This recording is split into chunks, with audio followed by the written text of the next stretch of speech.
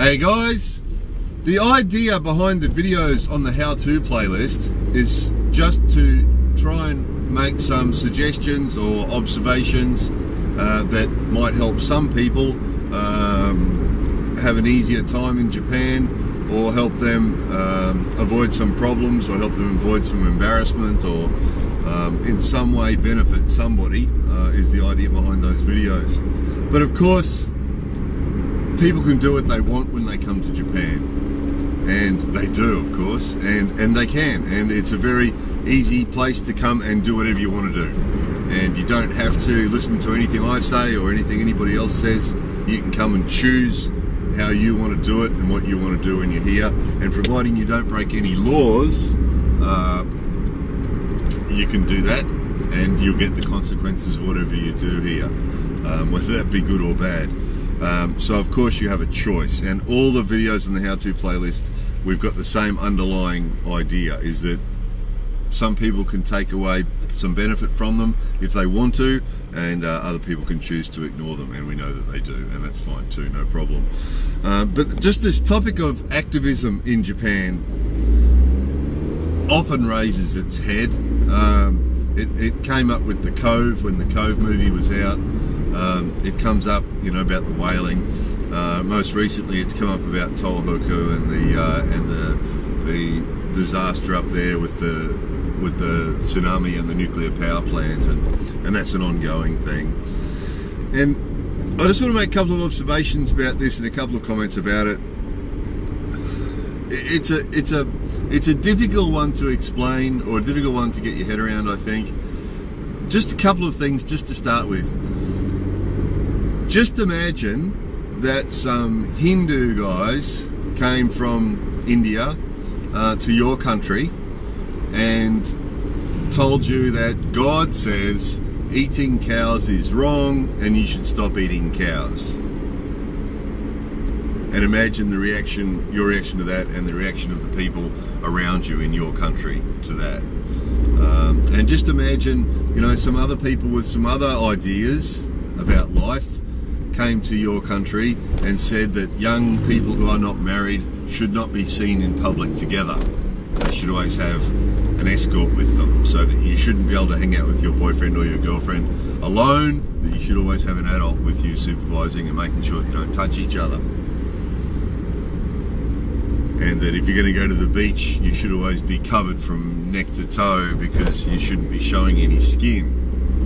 And just imagine, I mean, it's endless. You can imagine, you know, the ideas that apply in other people's societies. You know, if a bunch of people from another country came to your country and tried to apply those ideas to you and tell you that's how you should live, how you and the people around you would react to that, and you know, how it would be reported on the news, and how it would be perceived by the people around you there. So that's the first element of it. The other thing is that there seems to be a common image amongst some people that for some strange reason in Japan, Japanese people don't know what's going on, which is amazing, because I mean, I've been in Japan a long time, and I've only have the same input as the Japanese people do, and I know what's going on, you know, in Japan and in the world. So Japan's a very open society, and the media are free. I mean, there's a talk of corruption, or talk of, you know, influence on the media, same as there is in every country. But there's freedom here. There's freedom here. So if we look at Tohoku for a moment, you know, there's all this stuff in the media all around the world, the internet, people talking around the world about, you know, the big cover-ups in Tohoku, and how it's a big nuclear meltdown happening there, China syndrome's happening, and they're keeping it all a secret. And look, guys, there probably is. The company concerned, TEPCO, and the government and everybody else, they probably have their share of secrets, like every other country does. But Japan's a free country, and every man and his dog, and every woman and her dog are running around Japan with what do they call them, Geiger counters, you know, measuring the radioactivity at the moment. Everybody's doing it. Everybody's doing it. Japanese people are doing it. There's foreigners here doing it. There's scientists. There's people from the universities. There's school kids. Everybody, lots of people are running around with measuring the radioactivity, and you know, so there's no way to keep that stuff a secret. You know, anybody that wants to come to Japan with a Geiger counter and run around Japan measuring radioactivity can do it. And now and again on the news, you know, somebody will find a little hotspot of radioactivity somewhere, you know, and it'll be reported on the news and you know, and on the internet. Now, just keep in mind, we got the same internet in Japan. I get asked about this sometimes, you know, what's the internet like in Japan? www, World Wide Web. We're looking at the same internet, you know. There's no firewall. It's not like China where they firewall stuff out. I can access the same stuff. Japanese people can access exactly the same stuff on the internet that you guys can access. It's exactly the same. There's no difference. And as far as the media is concerned, we can online we can get the same access to the same news services that you guys can get online. We've got cable TV here. We can get BBC and ABC and NBC and everybody else. So all the same information that's available to you guys in whatever country you are, we can get it here. So we've got access to the same information. So sort of what I'm trying to get, what I'm heading towards here, guys, is we get these white knights that come to Japan for a week or a month or a year to change stuff. So they either come here with the intention of changing stuff, or they come here and then they decide that they want to change stuff. And it just looks really bad. You know, I'm sure in their mind and in the minds of their friends and their family, they're white knights that come here and they're going to save these ignorant Japanese people from themselves and educate the Japanese people. You know, and we see this in relation to the big topics like Tohoku and the Cove and, you know, the whaling and all the rest of that.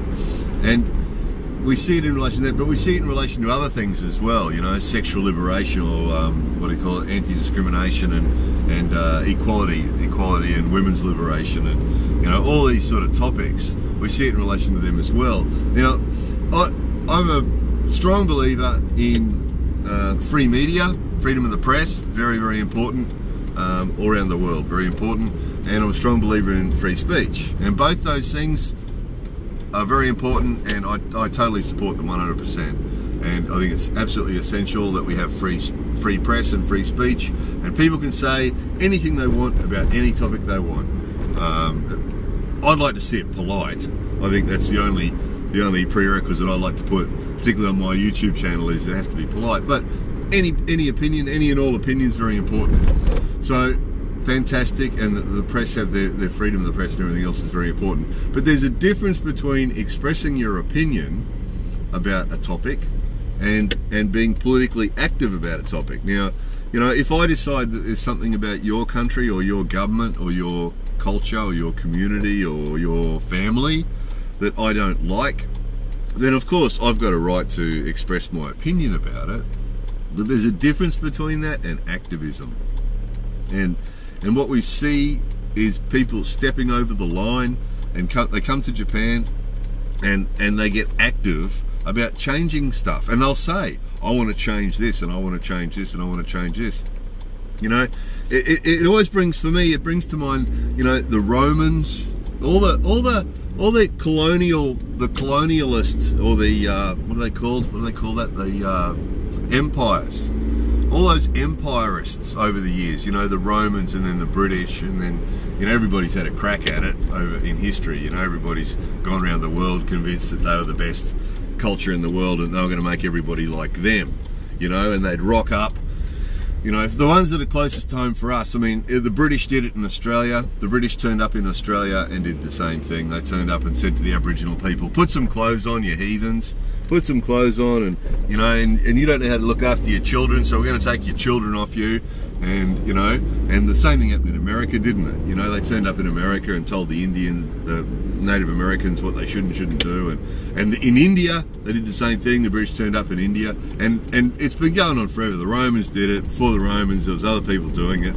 It's always been the case that, you know, people turn up, predominantly white people. I don't want this to become a racist thing, but it does seem that we whiteys do seem to be the ones that seem to do it the most, turning up in other people's countries and telling them what they should do, how they should live, totally convinced that we've got all the answers and that we're somehow superior.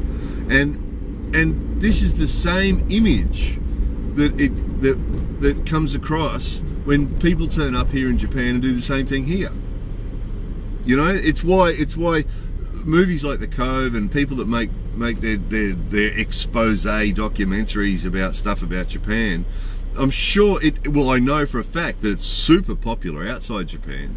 You know, people in other countries go, oh, that's fantastic that he's doing that, and he's going there to Japan and he's educating the Japanese people on what they should do. And there's a couple of problems with it. One is it makes zero difference in Japan, and we've seen this for a fact. We see this for a fact. Every few years, there's some new topic, and you know, a bunch of foreigners turn up here in Japan and get all active and say they're going to change something, and you know, they campaign. It doesn't change anything, because the same way as it wouldn't change anything in our countries. You know, if someone came to your country, or someone went to Australia, and you know, a bunch of people from another country went there and tried to tell them they couldn't eat cows because it was against God's law, it wouldn't make any difference. Australians certainly wouldn't stop having barbecues just because a bunch of people from India told them that, you know, God was against them eating cows. We'd ignore it. And the same thing happens when the foreigners come here. What usually gets reported is the rudeness of the foreigners. That's what gets reported, because that's what stands out. You can't imagine what it looks like, guys. You know, a bunch of big whiteys, inevitably whiteys, I don't know why, but a bunch of big whiteys from some Western country standing there talking really loudly about what they think that Japanese people should and shouldn't do. And it just gets reported, and they just look rude. They just look rude and ignorant. And, you know, Japanese people are interested in what goes on around the world, and they are interested in what foreigners think, and they are interested in what foreigners think about Japan. That is true too. And often there'll be shows on TV, discussion programs where they'll discuss stuff, and they will invite foreigners on sometimes and say, what do you guys think? And that is true, and they are open to that, and they do listen to that.